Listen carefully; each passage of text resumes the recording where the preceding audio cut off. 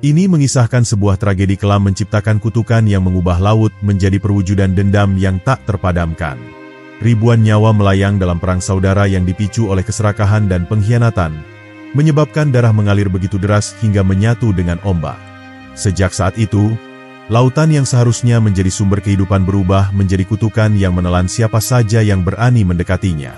Ratusan tahun kemudian, Dewi Jayanti, seorang putri kerajaan yang penuh kebijaksanaan, bertekad mengungkap kebenaran di balik legenda mengerikan tersebut. Dengan keberanian yang tak tergoyahkan, ia menelusuri sejarah yang telah lama dikubur, menggali jejak leluhur yang menyimpan rahasia kelam. Mari kita lanjut ke kisah lengkapnya. Di suatu kerajaan yang terletak di tepian samudra luas, hiduplah seorang raja bijaksana bernama Prabu Wiradipa.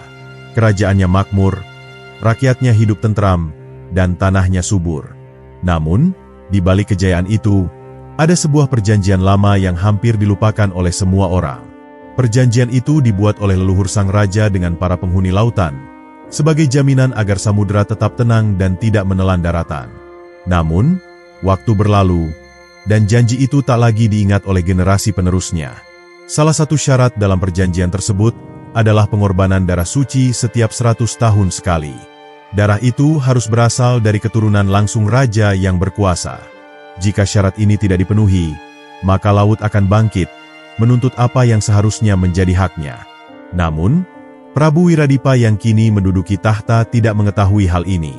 Para penasihat istana pun enggan mengungkapkan kebenaran yang telah lama disembunyikan. Di saat yang bersamaan, sang putri kerajaan, Dewi Jayanti, sedang bersuka cita. Ia tumbuh menjadi gadis yang cantik jelita, kecerdasannya melebihi gadis-gadis lain di negeri itu, dan kelembutannya membuat semua orang mengaguminya. Tak ada yang menyangka bahwa nasibnya telah tertulis dalam perjanjian lama yang akan mengubah segalanya. Hari-hari berlalu dengan damai. Namun tanda-tanda kegelisahan mulai terlihat di lautan.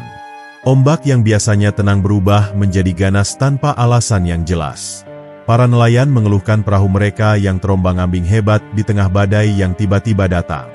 Meskipun mereka mencoba memahami perubahan ini, tak ada satupun yang dapat menemukan jawabannya. Di balik istana megah itu, seorang penasihat tua bernama Ki Jayanegara mulai merasa gelisah. Ia tahu bahwa waktu yang dijanjikan telah tiba, dan laut sedang menuntut apa yang telah dijanjikan oleh leluhur sang raja. Namun, keberanian untuk mengungkap kebenaran itu adalah sesuatu yang tak mudah dilakukan. Bagaimana ia bisa mengatakan bahwa nyawa sang putri harus dikorbankan demi menenangkan lautan? Suatu malam, Ki Jayanegara memutuskan untuk berbicara dengan sang raja. Ia membawa naskah kuno yang telah tersimpan berabad-abad di ruang rahasia istana. Dengan suara bergetar, ia menjelaskan isi perjanjian itu kepada Prabu Wiradipa. Wajah raja yang semula tenang berubah menjadi pucat pasi. Ia tak bisa mempercayai apa yang baru saja didengarnya. "Aku tidak akan mengorbankan putriku," seru sang raja dengan tegas. Matanya membara dengan amarah dan kesedihan yang bercampur menjadi satu. Namun, Ki Jayanegara hanya bisa menundukkan kepala. Ia tahu, melawan kehendak lautan adalah hal yang mustahil. Namun, keteguhan hati raja tidak bisa mengubah takdir. Di malam yang sama, gempa mengguncang daratan. Dari kejauhan, terdengar suara gemuruh yang menyerupai auman binatang buas. Laut yang selama ini menjadi sumber kehidupan kerajaan kini berubah menjadi ancaman yang mengerikan. Prabu Wiradipa memandang putrinya yang sedang tertidur lelap di kamarnya. Hatinya dipenuhi dilema yang tak terlukiskan. Ia tahu, keputusannya akan menentukan nasib seluruh kerajaannya. Apakah ia akan mengorbankan putrinya? Ataukah ia akan mempertaruhkan nyawa ribuan rakyatnya? Prabu Wiradipa berdiri di puncak menara istana, memandang lautan yang bergolak di kejauhan. Ombak yang tadinya hanya sekadar ganas kini mulai menjulang tinggi, seolah-olah raksasa yang hendak menerkam daratan. Kilat menyambar-nyambar di langit. Angin berhembus begitu kencang hingga membuat pepohonan meliuk tak beraturan. Suara gemuruh datang dari perut bumi, seakan memberi pertanda bahwa murka alam tak bisa lagi dibendung. Di dalam istana, rakyat mulai berkumpul dengan wajah penuh ketakutan. Para pembesar kerajaan yang selama ini percaya pada kebijaksanaan Prabu Wiradipa kini mulai mempertanyakan apakah raja mereka bisa menemukan jalan keluar dari bencana yang semakin dekat. Para pendeta dan tabib istana melakukan ritual-ritual pengusiran bala, namun tak satu pun yang menunjukkan hasil. Semua doa yang mereka panjatkan seakan tertelan oleh teriakan kemarahan lautan yang tak terpuaskan. Dewi Jayanti, sang putri yang selama ini tidak mengetahui perjanjian leluhurnya, merasa ada sesuatu yang disembunyikan dari dirinya. Ia memperhatikan perubahan sikap ayahnya, keheningan yang tidak biasa dari para penasihat kerajaan, serta bisikan-bisikan di lorong-lorong istana. Ketakutannya semakin bertambah ketika ia mendengar jeritan para rakyat yang berlarian menyelamatkan diri dari gelombang besar yang mulai merambah pesisir kerajaan. Ketika fajar mulai menyingsing, kabar buruk datang dari para penjaga pantai. Air laut yang seharusnya surut saat pagi hari justru semakin naik. Tak hanya itu, warna airnya berubah menjadi merah pekat seperti darah yang mengalir tanpa henti. Rakyat yang melihatnya jatuh berlutut ketakutan, mengira bahwa ini adalah kutukan yang lebih besar daripada sekadar badai. Dalam kebingungan dan kecemasan, Prabu Wiradipa mengumpulkan semua penasihat dan tetua kerajaan di balairung istana. Ia menuntut jawaban, berharap ada jalan lain yang bisa ditempuh selain mengorbankan putrinya. Namun, satu persatu mereka hanya bisa menunduk, tidak berani menatap wajah raja yang diliputi duka dan keputusasaan. Akhirnya, Ki Jayanegara, penasihat tertua yang paling mengetahui seluk-beluk sejarah kerajaan, kembali berbicara. "Baginda," katanya dengan suara pelan namun tegas, "bukan hanya darah sang putri yang diminta oleh lautan. Yang ditagih adalah kesetiaan kerajaan ini terhadap perjanjian yang telah dibuat. Jika kita menolak, lautan tidak hanya akan menelan pesisir, tetapi juga seluruh negeri." Mendengar hal itu, Prabu Wiradipa menghela napas panjang. Tangannya mengepal. Dadanya bergemuruh dengan kemarahan dan kesedihan. Bagaimana mungkin seorang ayah merelakan anaknya demi menyelamatkan negerinya? Bagaimana mungkin seorang raja harus memilih antara keluarga dan rakyatnya? Di tengah kebimbangan yang semakin mencekam, Dewi Jayanti akhirnya mengetahui kebenaran yang selama ini disembunyikan darinya. Dengan hati yang bergetar, ia menghadap ayahnya. "Ayah," katanya dengan suara lembut namun penuh ketegasan, "jika memang aku adalah kunci untuk menghentikan murka lautan, maka biarlah aku menjalankan takdirku." Prabu Wiradipa terkejut. Ia memandang putrinya dengan mata yang memerah. "Tidak, anakku," katanya sambil menggenggam tangan Dewi Jayanti erat-erat. "Aku tidak akan membiarkan ini terjadi." Namun, di balik lembutannya, Dewi Jayanti adalah gadis yang kuat. Ia tahu bahwa tugas ini bukan sekadar tentang dirinya, melainkan tentang kelangsungan hidup seluruh negeri. Pada malam itu, sebuah keputusan besar harus diambil. Para pendeta kerajaan mulai menyiapkan upacara sakral, sementara rakyat menunggu dengan perasaan bercampur aduk. Langit malam yang biasanya dihiasi bintang-bintang kini gelap gulita, seolah alam pun ikut menahan napas menunggu apa yang akan terjadi. Di kejauhan, suara lautan semakin menggelegar. Seolah-olah lautan itu sendiri tengah berbicara, menuntut haknya yang telah tertunda selama 1 abad. Malam itu, langit tampak semakin kelam, seakan-akan bulan dan bintang enggan menampakkan diri untuk menyaksikan peristiwa tragis yang akan terjadi. Angin berhembus kencang, membawa bisikan-bisikan dari lautan yang tengah menuntut haknya. Ombak menggulung lebih tinggi dari sebelumnya, menghantam karang dengan kekuatan yang mengerikan. Semua orang di kerajaan tahu bahwa tidak ada lagi waktu tersisa. Pengorbanan harus dilakukan sebelum segalanya terlambat. Di dalam istana, Dewi Jayanti duduk bersimpuh di hadapan Prabu Wiradipa. Matanya yang indah kini dipenuhi keteguhan hati, meskipun ada kesedihan yang tak terucapkan. Ia tahu bahwa takdirnya telah dituliskan bahkan sebelum ia lahir, dan kini ia harus menghadapinya dengan keberanian. Sang raja, yang sejak pagi tidak mengatakan sepatah kata pun, akhirnya berlutut di hadapan putrinya dan menggenggam tangannya erat-erat. "Anakku," katanya dengan suara bergetar, "aku telah berusaha mencari jalan lain, namun aku gagal. Aku tak bisa membiarkan ini terjadi padamu." Dewi Jayanti tersenyum tipis, meskipun hatinya hancur. "Ayah," bisiknya, "aku lahir sebagai seorang putri, dan tugas seorang putri adalah melindungi negerinya. Jika darahku memang bisa menyelamatkan ribuan nyawa, maka biarlah aku menjalankan takdirku." Kata-katanya begitu lembut, namun mengandung keberanian yang luar biasa. Para pendeta kerajaan mulai menyiapkan upacara di tepi karang yang menjorok ke laut. Tempat itu telah lama dikenal sebagai Bibir Samudra, tempat di mana leluhur pertama kali membuat perjanjian dengan penghuni lautan. Lilin-lilin dinyalakan, dupa dibakar, dan mantra-mantra suci mulai dilantunkan. Semua rakyat berkumpul di sekitar, menyaksikan dengan air mata dan doa. Ketika saatnya tiba, Dewi Jayanti berjalan perlahan menuju tepi karang, diapit oleh dua pendeta tua. Gaun putihnya berkibar tertiup angin laut, rambutnya yang panjang tergerai, dan wajahnya tetap tenang meskipun di hadapan maut. Di tangannya, ia membawa sesaji berupa sekuntum bunga teratai merah, simbol kesucian dan pengorbanan. Namun, tepat ketika pendeta mengangkat belati emas untuk melaksanakan ritual terakhir, sesuatu yang tak terduga terjadi. Lautan yang semula bergemuruh tiba-tiba membelah, menciptakan celah besar yang mengarah ke kedalaman yang tak terlihat. Dari celah itu, muncullah sosok raksasa dengan mata menyala bagai bara api. Ia adalah penguasa lautan, makhluk gaib yang telah lama menunggu saat ini. Berhenti! Suara makhluk itu menggema, menggetarkan seluruh daratan. Para pendeta gemetar, belati emas yang dipegang mereka terjatuh ke tanah. Rakyat yang menyaksikan berteriak ketakutan. Beberapa di antaranya berlutut dan menutup mata, tak sanggup melihat apa yang akan terjadi. Dewi Jayanti tetap berdiri tegak, menatap sosok raksasa itu dengan penuh keberanian. "Jika engkau datang untuk menuntut darahku, maka ambillah," katanya dengan suara lantang. "Aku tidak akan melawan." Makhluk itu menatapnya dalam-dalam, lalu tertawa panjang. "Kau memang putri yang luar biasa," katanya. "Namun, darahmu saja tidak cukup untuk menebus pelanggaran yang telah dilakukan kerajaan ini. Ada sesuatu yang lebih besar yang harus kau lakukan." Dewi Jayanti terdiam, sementara Prabu Wiradipa yang berdiri di belakangnya merasakan ketakutan yang belum pernah ia alami sebelumnya. Apakah pengorbanan putrinya tidak cukup? Jika tidak, maka apalagi yang diminta oleh lautan yang murka ini? Di kejauhan, gelombang semakin tinggi, dan langit yang semula gelap kini berubah menjadi merah menyala.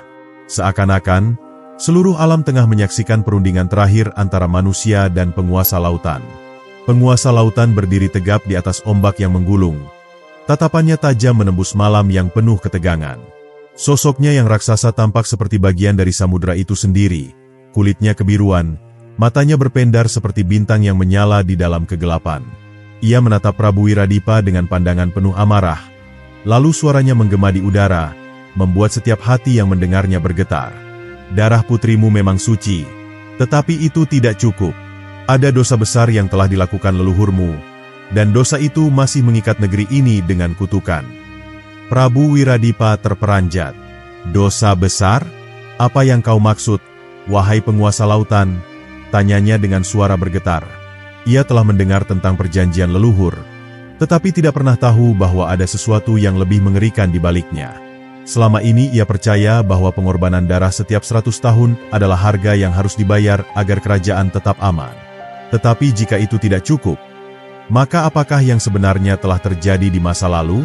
Sang raksasa lautan mengangkat tangannya, dan seketika itu juga air laut terbelah, memperlihatkan dasar laut yang selama ini tersembunyi dari mata manusia.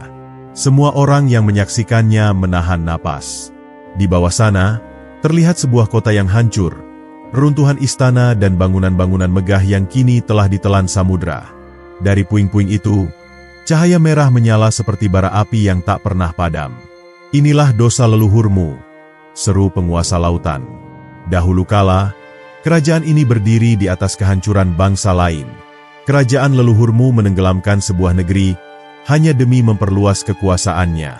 Ratusan ribu nyawa melayang, dan darah mereka mengalir ke laut, menjadikan air ini merah seperti yang kau lihat hari ini."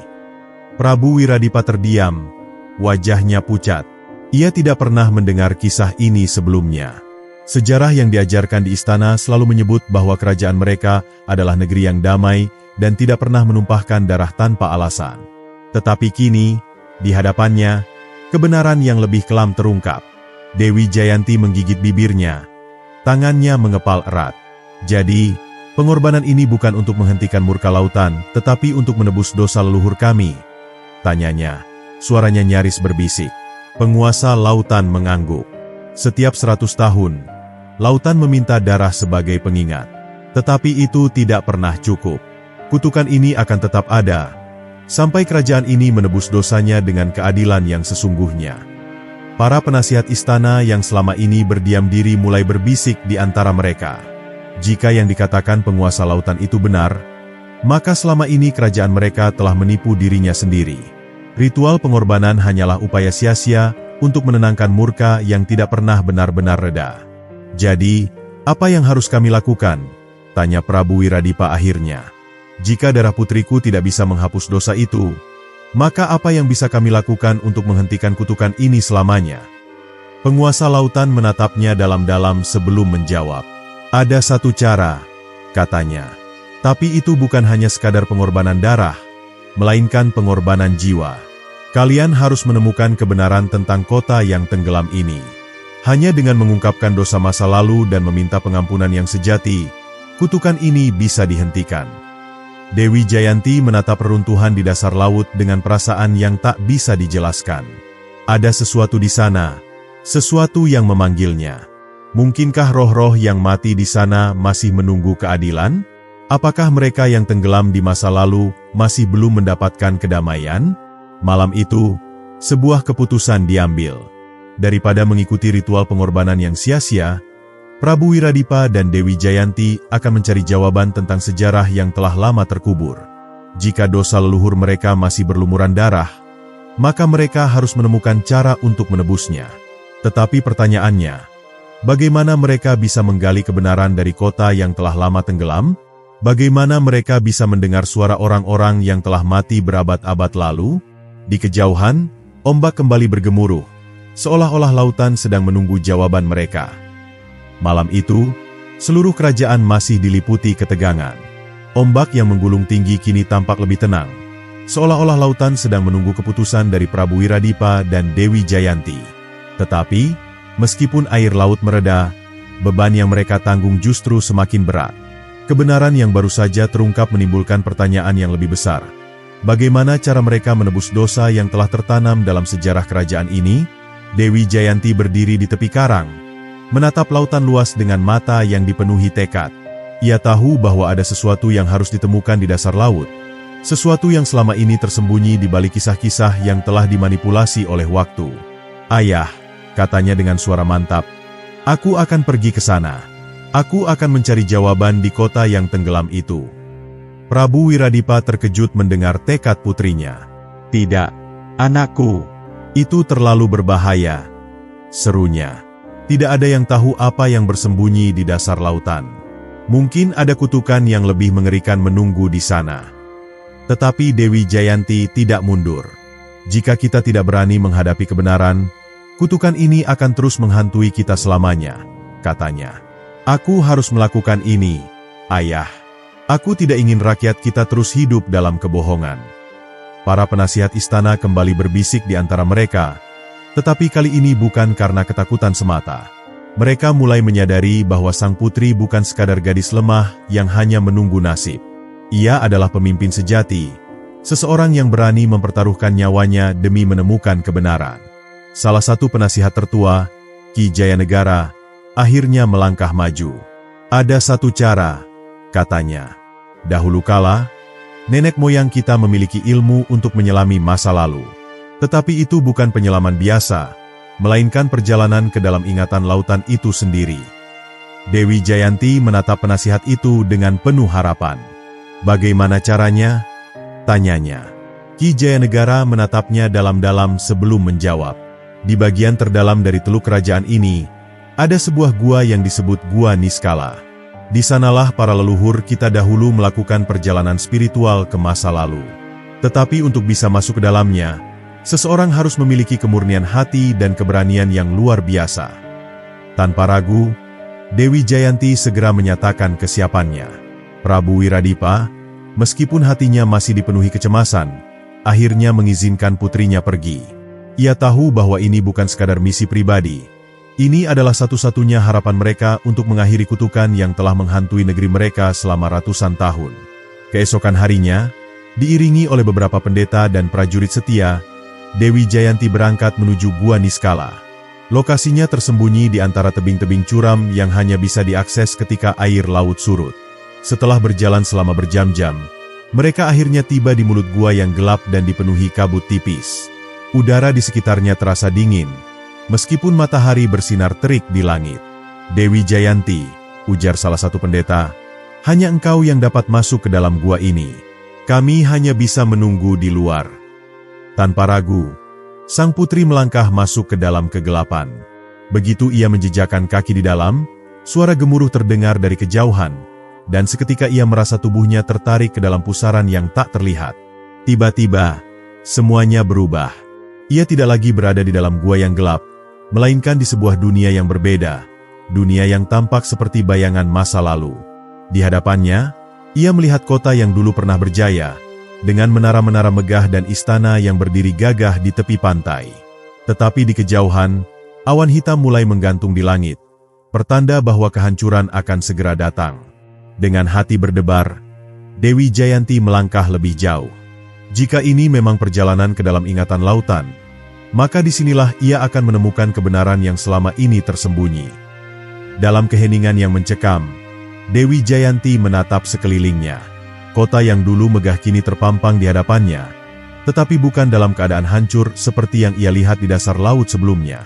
Bangunan-bangunan menjulang dengan kemegahan yang tak tertandingi. Jalan-jalan dipenuhi oleh penduduk yang beraktivitas dengan wajah penuh kebahagiaan. Namun, di balik semua keindahan ini, ada sesuatu yang terasa janggal. Seolah-olah semuanya hanyalah bayangan dari masa lalu yang akan segera berakhir dengan tragedi. Ia melangkah lebih jauh, berjalan di antara keramaian, tetapi anehnya, tak seorang pun memperhatikannya. Mereka berlalu lalang seperti angin yang tak menyadari kehadiran orang asing di antara mereka. Dari kejauhan, ia melihat sebuah istana megah berdiri angkuh, dihiasi ukiran emas dan batu permata yang memantulkan sinar matahari. Inikah kota yang ditenggelamkan oleh leluhur kami? Gumamnya dalam hati. Namun, sebelum ia bisa mendekati istana, langit tiba-tiba berubah kelam.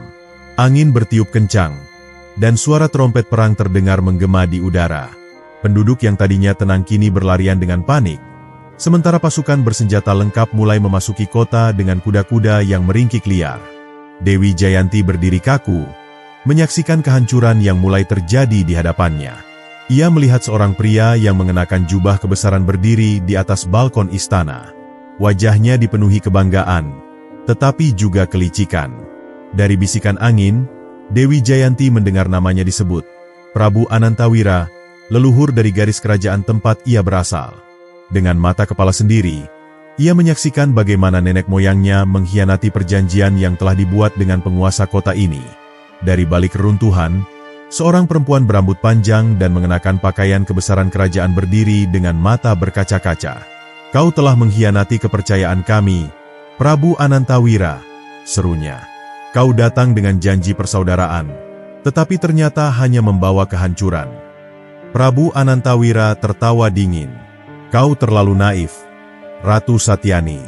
Kota ini memiliki kekayaan yang tak terhitung jumlahnya, dan aku tidak akan membiarkannya jatuh ke tangan yang lain. Dengan sekali kibas tangannya, pasukannya menyerang tanpa ampun. Darah mengalir membasahi tanah. Jeritan kesakitan menggema di udara. Dewi Jayanti tidak mampu berkata-kata. Ia hanya bisa menyaksikan, menyerap setiap detik tragedi ini. Inilah dosa besar yang disembunyikan leluhur mereka selama ini. Bukan lautan yang marah tanpa alasan, bukan kutukan yang turun tanpa sebab. Ini adalah kejahatan yang dilakukan oleh pendahulunya, dan lautan hanya menjadi saksi bisu dari ketidakadilan yang belum ditebus. Tiba-tiba, cahaya merah menyala di langit. Dewi Jayanti melihat bagaimana Ratu Satyani, dengan air mata yang mengalir deras, mengangkat kedua tangannya ke atas. Jika darah kami tak cukup menghentikan keserakahanmu, maka biarlah lautan menjadi saksi abadi penderitaan kami, serunya dengan suara yang penuh kepedihan. Dari dalam bumi, suara gemuruh terdengar, dan seketika tanah mulai bergetar hebat. Ombak besar muncul dari tengah laut, menghantam kota tanpa ampun. Dalam sekejap, bangunan-bangunan megah yang tadi berdiri kokoh mulai runtuh satu persatu, tersapu oleh amukan lautan yang tak terhentikan. Penduduk berteriak ketakutan, tetapi tak ada tempat untuk melarikan diri. Kota yang dulunya penuh kemegahan kini tenggelam dalam hitungan detik, ditelan oleh air yang datang tanpa ampun. Dewi Jayanti terhuyung, dadanya terasa sesak. Inilah saat di mana semuanya berakhir, saat dosa itu lahir, dan saat kutukan mulai tertanam dalam sejarah. Roh-roh yang tak tenang mulai muncul di sekelilingnya. Wajah-wajah mereka masih dipenuhi penderitaan yang belum terbalaskan. Tiba-tiba, suara lembut terdengar di belakangnya. "Dewi Jayanti," panggil seseorang. Ia berbalik dan melihat sosok Ratu Satyani berdiri di hadapannya. Meskipun tubuhnya kini tak lebih dari bayangan. "Kau akhirnya menemukan kebenaran." Dewi Jayanti menelan ludah. Suaranya gemetar. "Apa yang harus aku lakukan?" tanyanya. "Bagaimana caranya aku menebus semua ini?"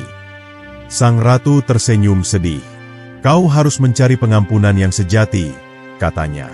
"Tapi itu bukan dari lautan, bukan pula dari roh-roh kami. Pengampunan sejati hanya bisa datang jika kerajaanmu berani mengakui kesalahannya kepada dunia." Dewi Jayanti merasa tubuhnya mulai ditarik kembali.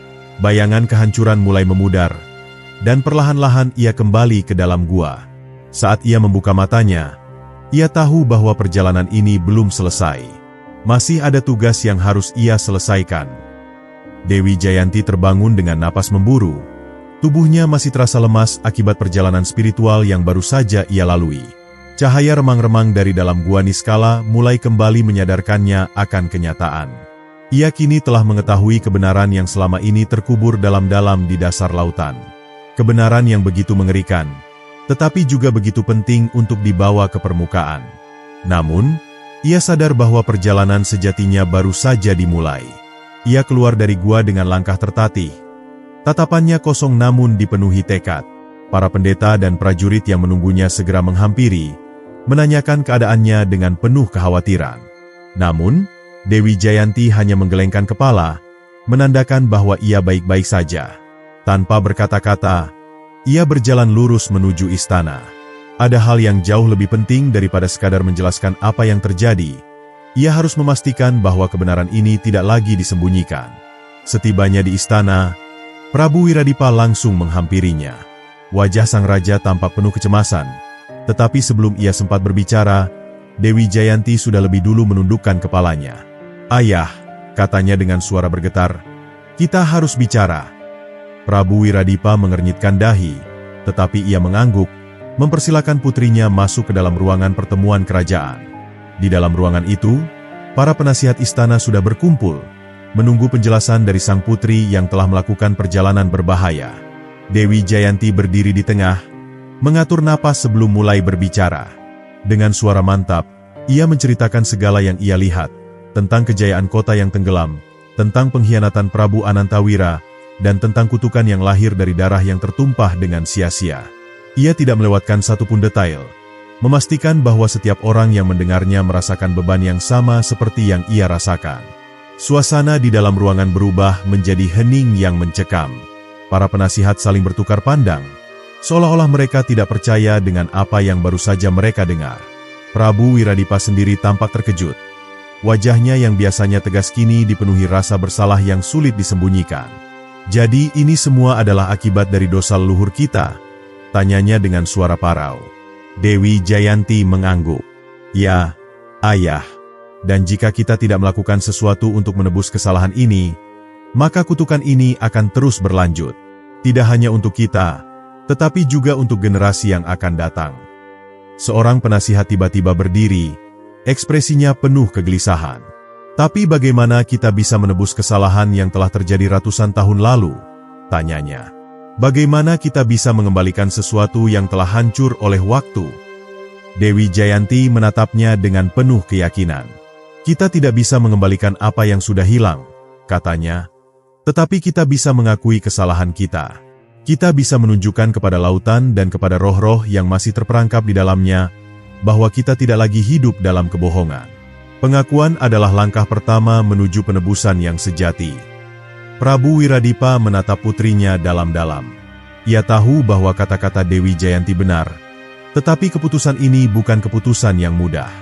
Jika mereka mengakui kesalahan leluhur mereka, maka seluruh dunia akan mengetahui sejarah kelam kerajaan ini. Ini bisa merusak reputasi mereka, bahkan mungkin membuat mereka kehilangan kepercayaan dari rakyat dan kerajaan lain. Namun, di dalam hatinya, ia juga tahu bahwa menutupi kebenaran hanya akan memperpanjang penderitaan.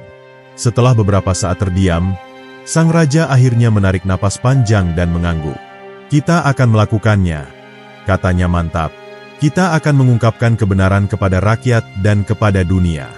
Dan kita akan mencari cara untuk menebus kesalahan leluhur kita. Para penasihat tampak terkejut. Tetapi tidak ada yang berani membantah keputusan raja. Dewi Jayanti merasa lega. Tetapi ia juga tahu bahwa ini baru awal dari perjalanan panjang menuju penebusan. Malam itu, sebuah upacara besar diadakan di tepi lautan. Prabu Wiradipa, Dewi Jayanti, dan seluruh keluarga kerajaan berkumpul, bersama dengan para pendeta dan rakyat yang ingin mengetahui kebenaran. Di bawah sinar rembulan, sang raja berdiri di hadapan semua orang, dan dengan suara lantang, ia mulai menceritakan sejarah yang selama ini disembunyikan. Rakyat mendengarkan dengan takjub. Beberapa bahkan menangis mendengar kisah mengerikan yang telah terjadi berabad-abad lalu. Namun, meskipun kebenaran itu menyakitkan, ada sesuatu yang berubah di udara malam itu. Untuk pertama kalinya dalam sejarah, lautan tidak lagi terasa seperti musuh. Ia kini menjadi saksi dari sebuah pengakuan yang telah lama ditunggu-tunggu. Dewi Jayanti menatap ombak yang bergulung di kejauhan, berharap bahwa roh-roh yang terperangkap di dalamnya akhirnya bisa menemukan kedamaian. Namun, ia tahu bahwa masih ada satu langkah terakhir yang harus mereka lakukan sebelum kutukan ini benar-benar berakhir. Dan esok hari, perjalanan terakhirnya akan dimulai. Malam itu, angin laut berhembus lembut, membawa aroma garam yang menyegarkan. Namun di dalam hati Dewi Jayanti, ada badai yang belum reda. Pengakuan yang telah dilakukan oleh ayahnya di hadapan rakyat adalah langkah besar. Tetapi ia tahu bahwa itu belum cukup untuk benar-benar menghapus kutukan yang telah diwariskan selama berabad-abad. Ada sesuatu yang lebih besar yang harus dilakukan. Sebuah perjalanan menuju tempat di mana sejarah kelam itu bermula. Fajar belum menyingsing ketika rombongan kerajaan mulai bersiap. Perahu-perahu kayu dihiasi dengan kain putih, melambangkan niat suci mereka dalam mencari pengampunan. Para pendeta membawa sesaji berupa bunga-bunga dan dupa harum, sementara prajurit berjaga-jaga untuk memastikan keselamatan perjalanan. Dewi Jayanti berdiri di ujung dermaga, menatap laut yang membentang luas di hadapannya. Ombak tenang seakan menunggu kedatangannya, seperti seorang ibu yang bersiap menyambut anaknya yang pulang setelah sekian lama mengembara. Saat perahu-perahu itu melaju, suasana di atas geladak dipenuhi dengan keheningan yang penuh makna. Tak seorang pun berbicara, seolah-olah semua sedang merenungkan dosa masa lalu yang kini mereka coba tebus. Air laut yang jernih mencerminkan wajah mereka, seakan menunjukkan betapa rapuhnya manusia di hadapan kekuatan alam yang telah lama mereka abaikan. Dewi Jayanti menutup matanya, merasakan setiap hembusan angin, mendengar setiap riak gelombang, mencari pertanda apakah perjalanan ini benar-benar diterima oleh lautan yang telah menelan begitu banyak nyawa. Tiba-tiba, salah satu pendeta berseru, menunjuk ke kejauhan. Di sana, itulah tempat yang kita cari.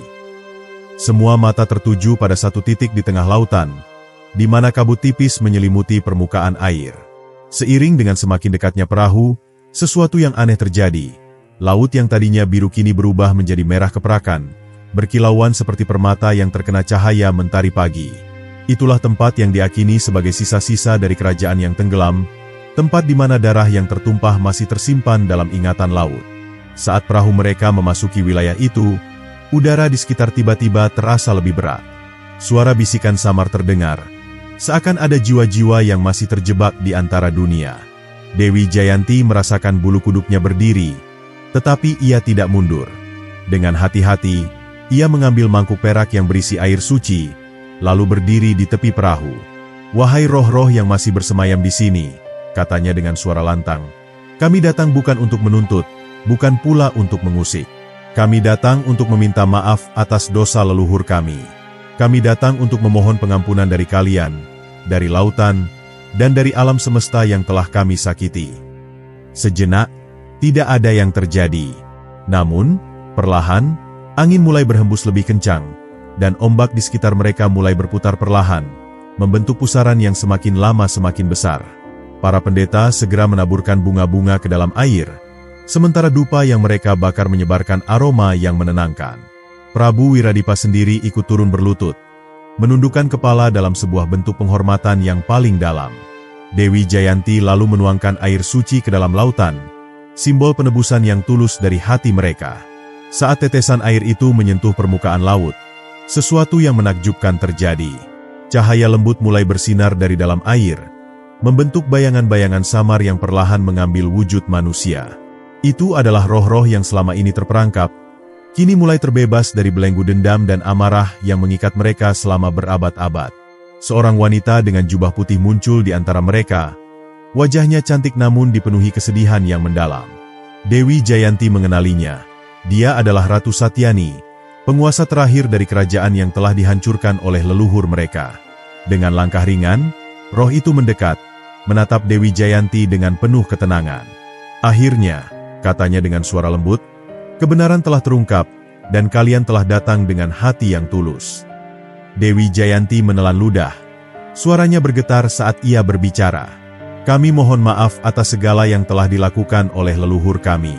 Kami tidak bisa mengubah masa lalu, tetapi kami ingin memastikan bahwa dosa itu tidak akan lagi menjadi beban bagi generasi mendatang. Ratu Satyani tersenyum tipis, lalu mengulurkan tangannya. Penebusan sejati bukan hanya tentang meminta maaf, katanya, tetapi juga tentang menjaga agar kesalahan yang sama tidak pernah terulang. Ia lalu menatap Prabu Wiradipa. Raja yang bijaksana bukanlah yang menutupi dosa leluhurnya, tetapi yang berani mengakuinya dan belajar darinya. Prabu Wiradipa mengangguk dalam-dalam, matanya berkaca-kaca. Kami akan memastikan bahwa kisah ini tidak akan dilupakan, katanya. Kami akan mengajarkan kepada anak-anak kami tentang dosa masa lalu, agar mereka tidak mengulanginya di masa depan. Tiba-tiba, cahaya yang menyelimuti roh-roh itu semakin terang, dan satu persatu mereka mulai menghilang, kembali ke tempat di mana mereka seharusnya berada. Laut yang tadinya berwarna merah perlahan-lahan berubah kembali menjadi biru jernih, seakan beban yang selama ini mengikatnya telah lepas. Angin berhembus lembut, membawa bisikan perpisahan yang penuh kedamaian. Dewi Jayanti menarik napas lega. Ia tahu bahwa ini bukan akhir dari segalanya, tetapi setidaknya, langkah pertama menuju pengampunan telah mereka tempuh. Kini, tugas mereka adalah memastikan bahwa cerita ini tetap hidup, bukan sebagai kutukan, tetapi sebagai pelajaran bagi semua generasi yang akan datang. Saat mereka kembali ke daratan, fajar telah terbit. Sinarnya yang keemasan menyelimuti lautan dengan kehangatan yang belum pernah mereka rasakan sebelumnya. Kutukan itu telah berakhir. Namun, perjalanan baru bagi mereka baru saja dimulai. Perjalanan untuk menjaga keseimbangan antara manusia, alam, dan sejarah yang tidak boleh dilupakan. Sinar mentari pagi menembus dedaunan yang masih basah oleh embun, menciptakan kilauan emas yang seolah menari di atas tanah. Udara yang segar membelai wajah Dewi Jayanti saat ia berdiri di puncak bukit yang menghadap lautan luas. Laut itu, yang selama ini menyimpan dendam dan kutukan, kini tampak damai. Ombak bergulung lembut, seakan menyanyikan lagu pengampunan bagi mereka yang telah berani mengakui kesalahan masa lalu. Namun, di hati Dewi Jayanti, ada satu pertanyaan yang masih bergema. Bagaimana caranya agar kisah ini tidak dilupakan? Setelah perjalanan panjang menuju pengampunan, kerajaan kini menghadapi tugas yang tak kalah berat, memastikan bahwa kebenaran yang telah terungkap tidak kembali terkubur oleh waktu. Prabu Wiradipa, yang selama ini dikenal sebagai pemimpin yang bijaksana, mengumpulkan seluruh penasihatnya untuk merancang langkah selanjutnya. Kita tidak bisa membiarkan sejarah ini hanya menjadi bisikan di antara kita, katanya dengan suara tegas. Kita harus meninggalkan sesuatu yang bisa menjadi pengingat bagi generasi mendatang, agar kesalahan ini tidak terulang. Dewi Jayanti mendengar perkataan ayahnya dengan seksama. Ia memahami pentingnya menjaga sejarah, bukan hanya sebagai kisah yang diceritakan, tetapi sebagai pelajaran yang harus dijadikan pegangan hidup. Maka, ia mengusulkan sesuatu yang belum pernah dilakukan sebelumnya. Sebuah monumen yang akan berdiri di tepi lautan, di tempat di mana darah dahulu mengalir dan menciptakan kutukan. Monumen itu akan menjadi simbol penebusan dan pengingat bagi semua orang tentang apa yang telah terjadi. Para arsitek terbaik dari seluruh penjuru negeri dipanggil, diminta untuk merancang bangunan yang tidak hanya megah, tetapi juga penuh makna. Setelah perdebatan panjang, akhirnya mereka sepakat untuk membangun sebuah pilar batu besar. Di atasnya diukir kisah tentang kerajaan yang tenggelam, dosa para leluhur, dan perjalanan menuju pengampunan. Di sekelilingnya, akan ditanam pohon-pohon yang melambangkan kehidupan baru, pertanda bahwa dari kehancuran, selalu ada kesempatan untuk memperbaiki. Pembangunan monumen itu memakan waktu berbulan-bulan. Selama itu, rakyat dari berbagai daerah datang untuk membantu, merasa bahwa ini bukan hanya tugas kerajaan, tetapi juga tanggung jawab bersama. Para pendeta memanjatkan doa, memastikan bahwa roh-roh yang telah terbebas benar-benar mendapatkan kedamaian mereka. Bahkan, para tetua dari kerajaan-kerajaan tetangga datang, ingin mendengar kisah yang selama ini tersembunyi dan belajar dari kesalahan yang telah dilakukan. Ketika akhirnya monumen itu selesai, hari peresmiannya menjadi momen yang paling bersejarah dalam kehidupan Dewi Jayanti. Di hadapan seluruh rakyat, ia berdiri bersama Prabu Wiradipa dan para pendeta, menyaksikan bagaimana prasasti itu berdiri kokoh melawan angin dan ombak. Dengan penuh rasa hormat, ia menyentuhkan tangannya pada batu dingin itu, membiarkan setiap ukiran yang terpahat di sana menjadi bagian dari dirinya. "Ini bukan hanya monumen," katanya dengan suara lantang. "Ini adalah janji. Janji bahwa kita tidak akan pernah lagi mengulang kesalahan yang telah membawa penderitaan. Janji bahwa kita akan hidup dengan kejujuran, menjaga keseimbangan dengan alam, dan tidak membiarkan keserakahan merusak apa yang telah diberikan kepada kita." Rakyat yang hadir menundukkan kepala, merenungkan kata-kata sang putri. Mereka tahu bahwa janji ini bukan sesuatu yang bisa diucapkan dengan mudah. Ini adalah sesuatu yang harus dipegang teguh, bahkan ketika generasi mereka telah berlalu. Karena itulah, mereka berjanji pada diri mereka sendiri untuk meneruskan cerita ini, bukan sebagai legenda belaka, tetapi sebagai kebenaran yang harus diajarkan kepada anak-anak mereka. Seiring berjalannya waktu, monumen itu menjadi tempat ziarah. Setiap tahun, upacara peringatan diadakan di sana, mengingatkan semua orang tentang dosa yang pernah terjadi dan perjalanan panjang menuju pengampunan. Para pendeta menjadikan kisah ini sebagai bagian dari ajaran mereka, memastikan bahwa tidak ada satupun generasi yang akan tumbuh tanpa mengetahui sejarah kelam yang pernah mengikat negeri ini. Namun, bagi Dewi Jayanti, warisan sejati bukan hanya tentang batu yang berdiri kokoh atau upacara yang diadakan setiap tahun. Warisan sejati adalah perubahan hati manusia. Ia ingin memastikan bahwa rakyatnya benar-benar memahami makna dari semua ini, bahwa mereka tidak hanya menghafal cerita tanpa meresapi esensinya. Maka, ia berkeliling ke seluruh negeri, berbicara kepada rakyat, mengajarkan mereka tentang arti keseimbangan, kejujuran, dan pentingnya menghormati alam. Perjalanannya membawa perubahan yang luar biasa. Para petani mulai lebih bijak dalam mengolah tanah mereka, memastikan bahwa mereka tidak mengambil lebih dari yang bisa diberikan oleh alam. Para nelayan mulai memperlakukan laut dengan lebih hormat, tidak lagi menangkap ikan secara berlebihan atau membuang limbah ke dalamnya. Bahkan, para pemimpin kerajaan tetangga mulai belajar dari kisah ini, menyadari bahwa kekuatan sejati bukanlah dalam menutupi kesalahan, tetapi dalam keberanian untuk mengakuinya. Di suatu malam yang tenang, Dewi Jayanti kembali berdiri di tepi lautan, tempat di mana semuanya bermula. Ombak bergulung pelan, memantulkan cahaya rembulan yang bersinar lembut di langit. Ia tahu bahwa perjalanan ini belum berakhir, tetapi setidaknya, langkah pertama telah ditempuh. Dan selama kebenaran tetap hidup, kutukan itu tidak akan pernah kembali. Namun, di kejauhan, di balik cakrawala yang luas, ada sesuatu yang masih tersembunyi. Sebuah rahasia yang belum sepenuhnya terungkap, menunggu untuk ditemukan oleh mereka yang cukup berani untuk mencarinya.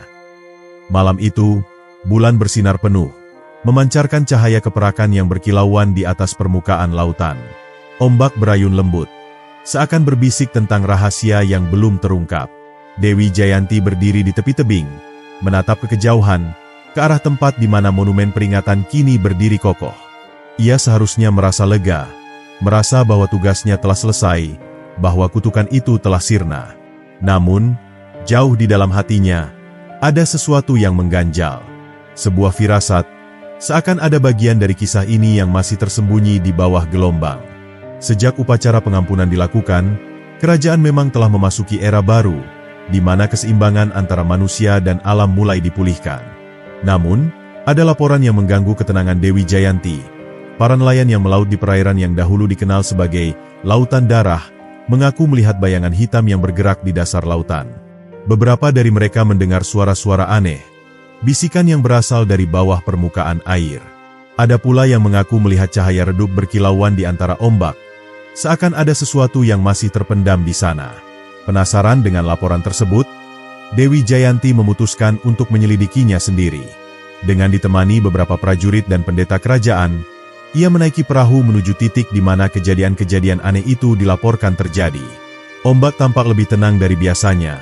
Tetapi ada sesuatu di udara yang membuat bulu kuduk mereka berdiri. Angin bertiup pelan, membawa aroma garam yang lebih pekat dari biasanya. Seakan laut ingin berbicara kepada mereka, ingin menyampaikan sesuatu yang belum terungkap. Saat mereka tiba di lokasi, para pendeta mulai melantunkan doa, berharap bahwa jika memang ada roh yang masih terperangkap, mereka dapat membantunya menemukan jalan menuju kedamaian. Namun, saat mantra terakhir diucapkan, sesuatu yang mengejutkan terjadi. Air laut di sekitar mereka mulai berputar perlahan, membentuk pusaran kecil. Cahaya redup mulai muncul di bawah permukaan, berkelip seperti bintang yang tenggelam di dasar lautan. Dewi Jayanti menatap ke bawah dengan mata terbelalak. Hatinya berdebar keras. Salah satu pendeta, seorang pria tua yang telah lama mengabdikan hidupnya untuk memahami misteri dunia gaib, menghela napas berat. Ada sesuatu di sana, katanya dengan suara penuh kewaspadaan. Sesuatu yang belum kita ketahui. Sesuatu yang masih menunggu untuk ditemukan. Tanpa ragu, Dewi Jayanti memutuskan untuk menyelam ke dalam lautan, diikuti oleh beberapa prajurit terbaiknya. Air yang dingin menyelimuti tubuh mereka saat mereka turun semakin dalam, melewati terumbu karang yang bersinar dengan cahaya kehijauan. Saat mereka mencapai dasar, mereka menemukan sesuatu yang membuat mereka terkejut. Sebuah gerbang batu besar, setengah terkubur oleh pasir dan ditumbuhi lumut laut. Ukiran-ukiran pada gerbang itu tampak seperti tulisan kuno, berbeda dengan bahasa yang selama ini mereka kenal. Dewi Jayanti mendekati gerbang itu. Tangannya menyentuh permukaannya yang dingin.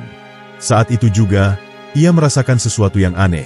Sebuah getaran halus, seakan ada energi yang mengalir melalui batu itu, sebuah kekuatan kuno yang telah lama tersegel. Ia menoleh ke arah pendeta yang ikut menyelam bersamanya, mencari jawaban atas apa yang baru saja ia rasakan. Pendeta itu menggeleng pelan. Matanya dipenuhi ketakutan dan kekaguman sekaligus. Kita telah menemukan sesuatu yang lebih tua dari kutukan itu sendiri, bisik pendeta itu. Sesuatu yang mungkin menjadi akar dari semua ini. Mereka mencoba membuka gerbang itu, tetapi tidak ada yang bisa menggerakkannya, seakan ada kekuatan yang menjaganya tetap tertutup. Saat mereka hendak menyerah dan kembali ke permukaan, tiba-tiba, suara samar terdengar di sekeliling mereka, sebuah bisikan dalam bahasa yang tidak mereka mengerti. Tetapi entah mengapa, maknanya dapat mereka rasakan di dalam hati. Kutukan belum sepenuhnya berakhir. Hanya ketika kebenaran terakhir diungkap, barulah lautan akan benar-benar tenang. Dewi Jayanti merasakan jantungnya berdetak lebih cepat. Apa yang dimaksud dengan kebenaran terakhir? Apakah ada sesuatu yang lebih dalam dari sejarah yang telah mereka ketahui? Dan jika iya, mengapa lautan masih menyimpan bagian dari cerita ini? Mereka kembali ke permukaan. Napas mereka terengah-engah setelah menyelam begitu dalam. Saat mereka naik ke atas perahu, langit telah berubah. Awan gelap menggantung rendah di cakrawala. Angin bertiup lebih dingin dari sebelumnya. Seakan lautan memperingatkan mereka bahwa waktu mereka semakin singkat, bahwa mereka harus menemukan kebenaran sebelum semuanya terlambat. Kembali ke kerajaan, Dewi Jayanti segera mengumpulkan para cendekiawan dan ahli sejarah, mencoba mencari tahu tentang tulisan yang mereka temukan di gerbang bawah laut itu. Selama berhari-hari, mereka meneliti setiap simbol, mencoba mencocokkannya dengan catatan kuno yang ada di perpustakaan istana. Akhirnya, mereka menemukan sesuatu yang mengejutkan. Tulisan itu bukan hanya tentang kutukan, tetapi tentang sebuah janji yang belum ditepati. Ratusan tahun lalu, sebelum perang besar yang mengakibatkan jatuhnya kerajaan yang tenggelam, ada sebuah kesepakatan yang dibuat antara manusia dan roh lautan. Sebuah perjanjian yang berisi syarat bahwa manusia tidak boleh mengambil lebih dari yang diberikan oleh laut. Namun, keserakahan mengingkari janji itu, dan sebagai akibatnya, lautan menumpahkan darah mereka ke dalam ombaknya. Dewi Jayanti menatap catatan itu dengan mata yang membelalak. Jadi, kutukan ini bukan hanya tentang dendam kerajaan yang hancur, gumamnya, tetapi juga tentang janji yang belum ditepati. Ia tahu bahwa jika mereka ingin benar-benar mengakhiri kutukan ini, mereka harus menemukan cara untuk menepati janji yang telah dilanggar oleh leluhur mereka. Namun, pertanyaannya adalah, bagaimana caranya? Apa yang bisa mereka berikan untuk menebus kesalahan yang telah terjadi ratusan tahun lalu? Saat itu, angin berhembus lebih kencang, membawa suara ombak yang menghantam karang dengan lebih kuat dari sebelumnya. Seakan lautan menunggu jawaban mereka, menunggu mereka untuk mengambil langkah terakhir menuju pengampunan sejati. Dewi Jayanti menarik napas dalam-dalam. Ia tahu bahwa perjalanannya belum selesai. Dan kali ini, ia harus menggali lebih dalam ke dalam sejarah, lebih dalam dari yang pernah ia bayangkan sebelumnya.